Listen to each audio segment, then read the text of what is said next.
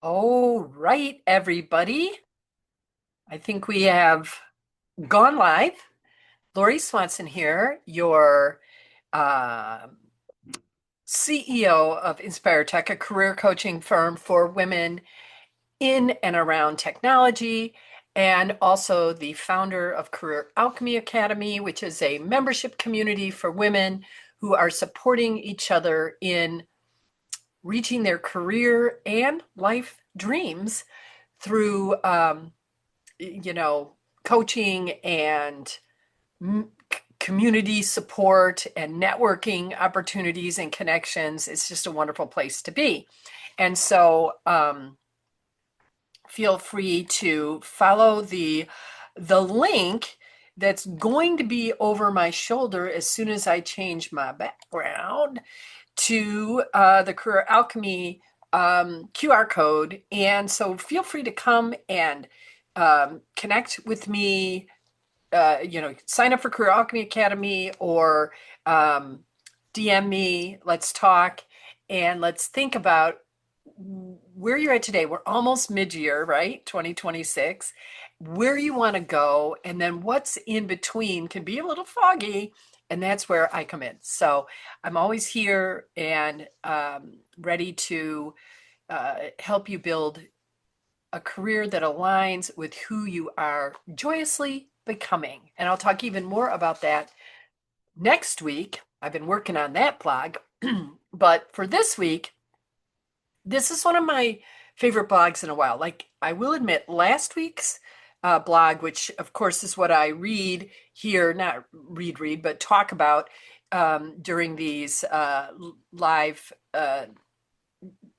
broadcasts, the 100% responsibility is such a hard concept that I've been working with for years, and I still have a hard time explaining it. So you'll probably see more content coming down the pipe where I'm continuing to um, talk about taking 100% responsibility because I think that it's that important. I really, really do. It's such a um, game changer for sure, but there's freedom in it.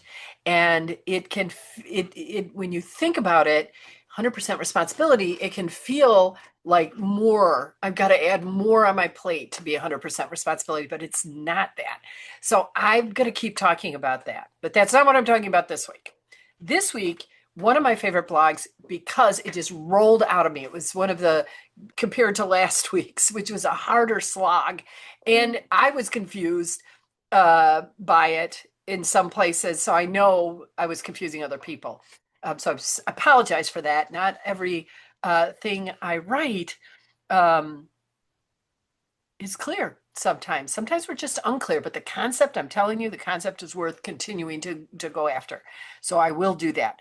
But this week, what I wanted to talk about is how to make your hidden career value visible. So I had one of the career alchemists come for coaching around. She had recently started at her, new executive role in a mid-sized consultancy, and she had an issue that she was bringing to coaching inside of Career Alchemy Academy, which was you know, she was bumping up against something, and she wanted to understand some strategies, some ways in which she could showcase her hidden value, which we were calling, what I'm calling hidden value, that she was bringing to the organization. So, if you're familiar with consulting firms, it's all about the billable hours, right? And it's important to recognize that when we think about value outside of billable hours, it's often subtle but significant and hidden that we're bringing to our roles, even often or especially at a more executive leadership level, because often we're not directly billable. And so we have to find ways to showcase the value that we're bringing so it's understood explicitly. And so for her, working at this consulting firm that places high value on billable hours, she was hired I mean, knowingly, not directly in a billable role. She was brought on to help, bring her, leadership skills to building um, even more cohesive teams. And also, she has an AI framework that she developed that can help organizations, future clients, create a framework and strategy for themselves around AI. Hopefully, one that's not sucking every dime through token use.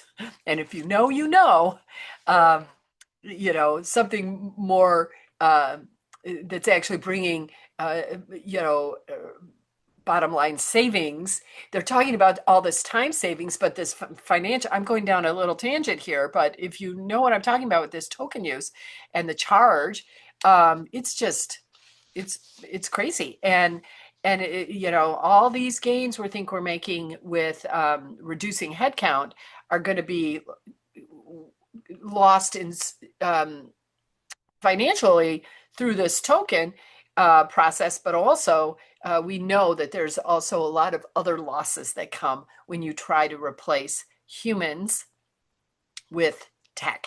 But again, Lori, tangenting. Back to what we're talking about today as far as showcasing hidden value, but it does relate, as you can see. So she's not directly billable. She was brought on to help, uh, create even more cohesive teams that are going out and delivering it to clients, but also bringing in this AI framework strategy that they can sell to clients and help clients as they build out their own strategy. So she's really hired to bring transformation to the culture and to the company. And the hiring team knew this. Like I said, that this was why she was hired. It was recognized that she wasn't directly billable. Yet now she's running up against that old, how many hours are you billing this week, this month, measuring stick, and feeling like she needs to justify her 40-hour work week plus plus, and her overall value that she's bringing to the organization. So that's why she wanted some coaching and some thoughts on this, so she could show how she could, again, more directly, more obviously, share her hidden and long-term impact that she was going to be bringing to the organization around future offerings and, of course, bottom line returns. So, and I think it's something everyone should be thinking about. We all have hidden value that that we're bringing, that we aren't measuring as well as we could. We aren't communicating for sure as loudly as we could. That adds and you know adds to our value within the firm. So we often have lots of activities that bring great value to the companies, but aren't recognized, and they're not obvious. And that's what I want to talk about today, because hidden value. So I want you to hear this, sort of my definition of hidden value. Hidden value is the work that keeps things stable, that keeps things scalable, that brings innovation, that keeps things, helps to keep sort of a future focus to what the organizations are bringing to their clients and to their own firm. But often these things that keep things stable, that keep things scalable, innovative, and future focused are hidden because they prevent chaos rather than are in reaction to chaos, which is often how organizations are living. And so it's quieter, it's more subtle. Like I said, it's hidden, it's invisible, and so we're not really seeing the value of that. And what makes the recognition of the value of that which is hidden especially powerful is the contrast between um, what is visible urgency versus what's the invisible impact that's actually happening, and what is firefighting activities versus foundational work that's happening. What's the measurable impact that we can measure right now, in billable hours, in, a new client, versus the long-term influence activities might be having for the overall benefit of the organization, the people working at the organization, the clients, all of that. So it's that contrast, and also this idea of the contrast between being loud and creating leverage. So when I think about hidden value, that's what I'm thinking about. And I wanted to tell a little side story that completely relates to this. So let me get a drink. Still recovering from my cold I had last week. I'm on the tail end of it, but still there. So, a coaching client was in conversation. We were in conversation, and she was reflecting on her first job in tech. And she was a very talented, super smart software engineer who delivered clean, bug-free code. Now, her counterpart that was hired at the same time, same amount of job experience, her counterpart delivered bug-infested code that required her counterpart to often be pulling in the senior technologist to help help see the error of his ways, see the errors in and where the errors were coming from, and also other areas within the organization, so that he could make sure that he was delivering the expected outcomes, right? So in the end, the person who had the bug-infested code was seen as a harder worker who was probably working on more sophisticated problems than my client, just because they were louder, right? And so perception wasn't true, but perception is everything. And that's why we want to make sure that they are perceiving the important value that you're bringing that might be considered that isn't a direct path, but that it's, again, this invisible hidden value. So I want to talk about 5 different types of hidden value and then give you some strategies to make them more visible. So number 1, preventing problems before they happen. So that is a hidden value, right? So like the clean code example, you're the person who catches risks early, creates smoother systems, notices gaps before they launch, asks thoughtful questions, improves clarity through these questions, right? Creates documentation. Don't you know what I'm talking about? If you know what I'm talking about with that, creates documentation, builds sustainable processes. And the irony of it, of course, is that when everything is running smoothly, people assume it's just easy.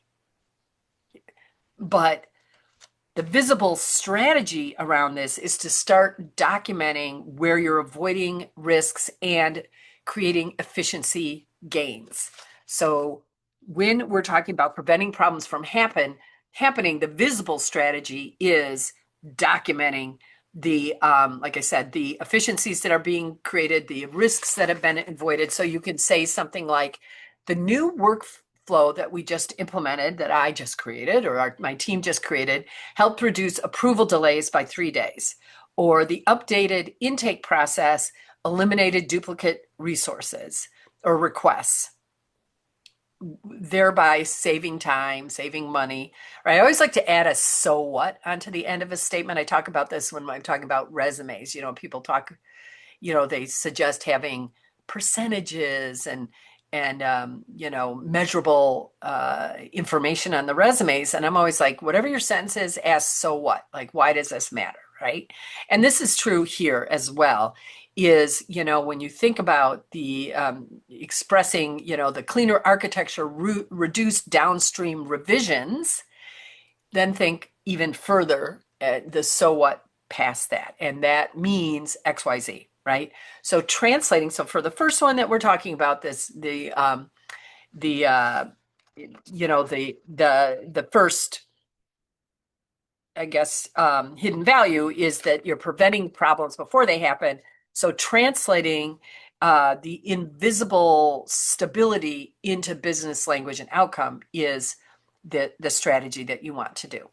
The number 2 is the emotional and relational labor. So women are often um, uh, the unofficial like culture stabilizers.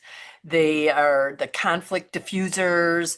They're the unsung mentor, right? The onboarding support. This work absolutely impacts retention, morale, productivity, yet it rarely, if ever, I don't think I've ever heard it appearing on KPIs. So if you can get it on the KPI, wouldn't that be great? But a visibility strategy around this emotional relationship labor, it's really your EQ, right? Is tying that relational work to organizational outcomes. For example, improved collaboration, faster onboarding, stronger client trust, faster. Like we build trust faster within teams, cross-functionally, and with our customers and clients. Higher retention, of course, reduced escalation of problems, up the chain, smoother cross-functional execution in general. So you can say, I've noticed I've become a key bridge. Don't you love that word, that term? I've become a key bridge between departments, which is help accelerate project alignment. And then adding the so what, your measurable, the metrics around that, add that there in that sentence. And I'll talk a little bit more about how to communicate that. It's pretty obvious, but I'll say it anyways. But the overall, strategy to showcasing emotional and relational hidden value of your work is to frame your EQ, your emotional intelligence, as your leadership super capability through, really explicitly talking about the improved collaboration and the faster onboarding and things like that. Number 3, strategic thinking that has yet to be monetized. So when we talk about, for instance, my client's AI framework that she was part of the reason she was hired, right? But when we talk about that, it's a perfect example because it isn't, it isn't an offering that they're communicating yet. I mean, they're still at the beginning stages. And so innovation work often looks unproductive and before the payoff arrives, right? So because foundations are still being built, the systems are evolving, adoption takes time. I know like when I sold software and we'd get this, let's say we'd get a new product in our product line and none of the sales reps were like jumping on board selling the products right away. They had products that they knew how to sell. They, how to speak to the customers about, how to show the customer the value of. And so now you bring in this new product and you're like, yeah, get on board, the management. And we're like, that's not the fastest path to cash for me, is it? So things like that, even though eventually that product, and I'm thinking of one particular one, was actually my bread and butter, but it took me a while, to get there. And so innovation, because I still had learning to do, and the adoption of that product took time for me, and in the communication to my clients, and sort of weaving it into my the story about how it fits with our other products. And also beyond that, how it will make a difference for their teams. And so transformation is nonlinear. And organizations often overvalue immediate revenue. And I think even I was doing that as a sales rep. This is my immediate revenue versus, and they undervaluing future positioning, future, for me, future bigger bucks, right? Because that product did end up being my bread and butter. But initially I'm like, nope, don't ask me to change my process. This is working for me. And so I think that happens often for, whatever role you're in inside of an organization where, this new strategic offering or strategic mindset or product or whatever is just it's not fully adopted yet, and so therefore the value isn't being seen. But the visibility strategy that you can bring to something like this is important because because we want to make it visible faster. So creating milestones for this transformation work instead of final prove out. Yeah, I think about I've helped to organize and run pitch fests for new young companies looking for investments for their tech solutions, a variety of tech solutions. And, here they are trying to get people to invest in a future that isn't, you know, proved out fully yet, but they have lots of data that they can show why they believe that it will happen. So that's what I'm talking about here. So creating milestones for this transformational work, for these new product offerings, this new strategies that you're trying to implement, this new change that you're trying to bring into the organization, start sooner than just having everyone leap to, yes, this will work and all of that. So how do you do that? Show pilot, do pilots and show progress through your pilots.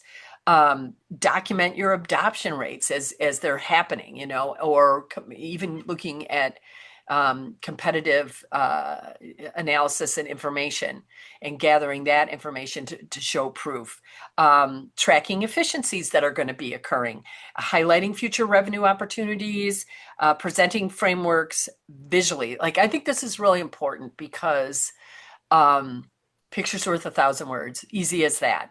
And so when people can see versus bullet, sentence, but you're showing them these people using the framework and, can really, wouldn't it be fun to just kind of create a little movie of people, 1 year from now and how the organization has not only your organization, but your customers' organizations has transformed because of this currently undervalued, slightly invisible, but game-changing strategy, tool, framework, whatever it is you're bringing. So you want to create milestones and show visually, what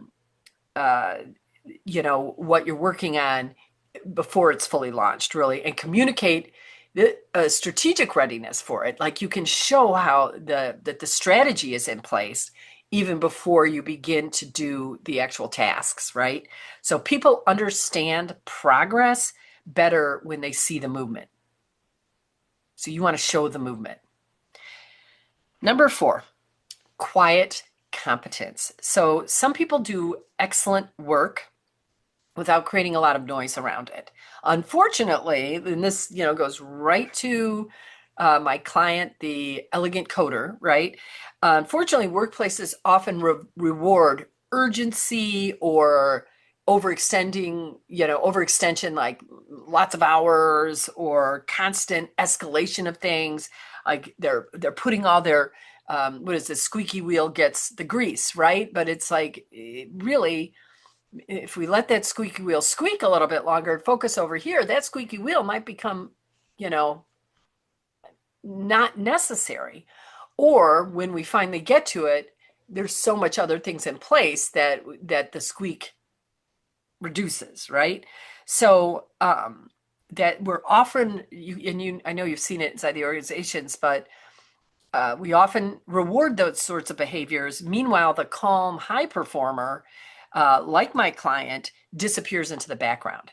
So if quiet competence is the hidden value you're trying to communicate visibly, a visibility strategy around that is to narrate your work more consistently. So sharing your project updates, and that might be, summarizing the wins in meetings and the wins of your team, sending recap emails,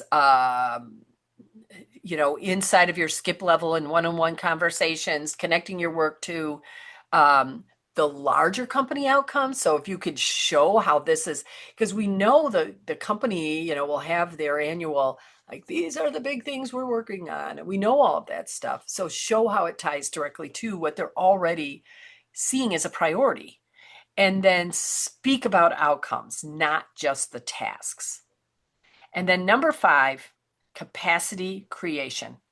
So I talk a lot about capacity inside of Career Alchemy and expanding our capacity to be with all the things, to be with joyful moments and to be with hard moments. There's this emotional capacity that's really important to continue to create for yourself, right? But it's one of the most, capacity itself is one of the most overlooked forms of value in creating ease for other people. So it's like emotional capacity is about you, but when you are creating capacity for others through creating ease for others, that is of huge value, and it needs to be acknowledged and given credit. And so what I'm talking about is like you could be the person that's simplifying workflows or creating those really bang up templates. Like for me, I mean, do not like spreadsheets and templates and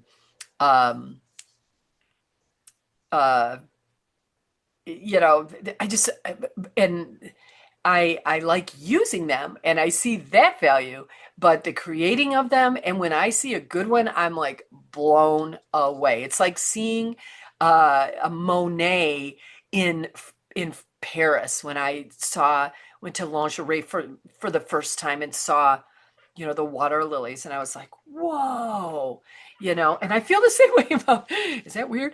About really well-designed PowerPoints and templates and spreadsheets and things like that. And so, and if you're that person,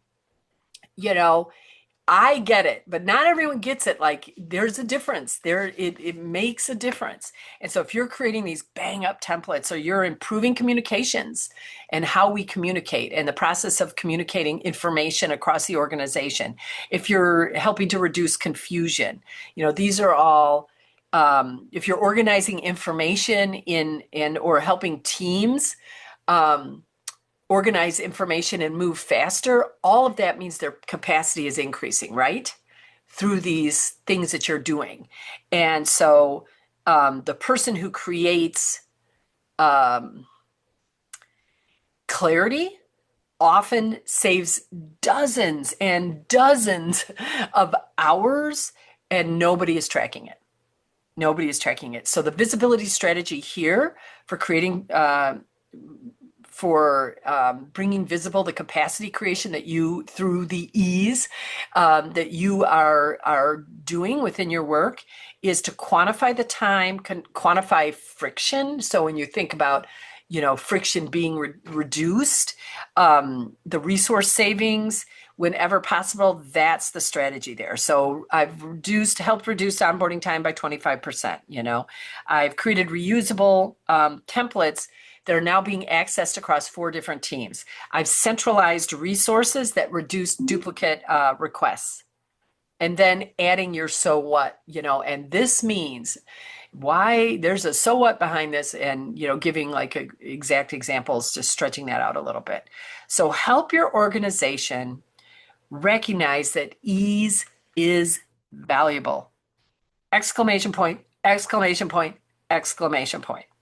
So hidden value. So we talk just as to remind you of the 5 things, because that was it. But number 1, your hidden value is at preventing problems before they happen. And your strategy is to document where you're avoiding risks and gaining efficiencies. If one of your hidden values is emotional and relationship labor, that EQ, that high EQ, make sure that you frame your EQ as a leadership superpower. And we talked about ways to do that. The other one was strategic thinking that hasn't yet been monetized. So things that are still, in the incubator. the strategy is to help them understand the progress by seeing movement ahead of the final outcome, like showing them that. And then 4 was if your hidden value is your quiet competence, you aren't the one that's always uh, pulling in people to help you solve problems and escalating things up. If that's not how you operate, then make sure that you're narrating your work, you're communicating what you're achieving as often as you can, um, because it isn't going to be the noisy stuff, but you're going to just be like, oh, and this, sharing your project updates and things like that. So you're creating visibility around your contribution by communicating in the meetings, communicating in, putting it on your performance reviews, communicating it to your skip level, to one-on-one, through emails, things like that. You're just doing it for yourself and for your team so that doesn't get lost in all the noise, right? And then number 5 was that capacity creation. So how you are the integral to creating ease that gives the team and the organization more capacity to do what they do best, whatever that is. So hidden value is often invisible because it prevents, and I've talked about all of this, but because it prevents problems, because it creates stability, because it builds trust, and it builds trust faster. I might have mentioned that, but there's something about, how hard it is to measure that you trust, that someone trusts you, and that the relationship has got trust built. But this will happen faster. That's a hidden value. So it prepares the organization and the team for the future more easily, and they're harder to measure um, or participate in, I guess I would say, that hidden value stuff. It's harder to measure than visible urgency or, chaos.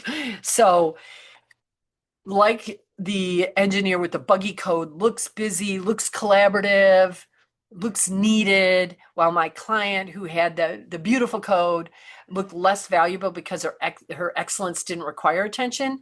You want to make sure that you share your hidden value, call out your hidden value uh, whenever and wherever you can, both of what you're doing, but also what your team is doing. As the leader of a team, it's important because if you, isn't this amazing? As you start to call out the hidden value on your team, sometimes it's easier to do it for others, but as you start to do it, and you do it again and you do it again, they start to recognize themselves. Your team members start to really see more value in themselves, but the organization, you'll see things shifting where other people start talking about hidden value as well, in the same way you are.